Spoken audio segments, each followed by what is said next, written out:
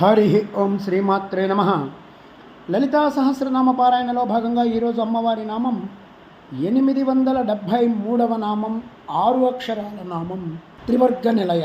ఈ నామంతో అమ్మవారికి నమస్కారం చేసుకున్నప్పుడు ఓం శ్రీ త్రివర్గ నిలయాయ నమః అని చెప్పుకోవాలి. 3 వర్గాలలోనూ ఉన్న తల్లి అని చెప్పి మనం దీనికి స్థూలార్థంగా చెప్పుకుంటే అసలు ఆ 3 వర్గాలు ఏంటి?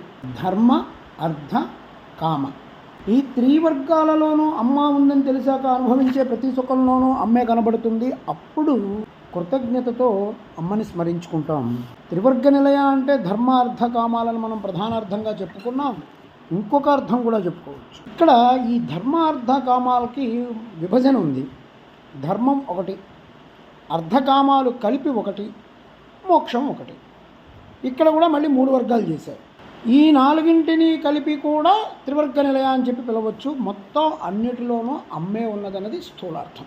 వేదానికి 3 భాగాలు, రుక్, యజు, సామ. ఈ 3 భాగాల్లో ఉన్న తల్లి అమ్మే. అదేవిధంగా వేదానికి మూలమైనటువంటి ఓంకారం, ఆ ఓంకారంలో ఉన్న అకార, ఉకార, మకార, ఈ 3 కూడా మళ్ళీ అమ్మే. ఈ 3 భాగాలు ఉన్నవి కూడా అమ్మ స్వరూపంగానే ఉంది. అంటే ఓంకారం కూడా అమ్మే. త్రివర్గ నిలయ అంటే ఓంకారం అని కూడా చెప్పు.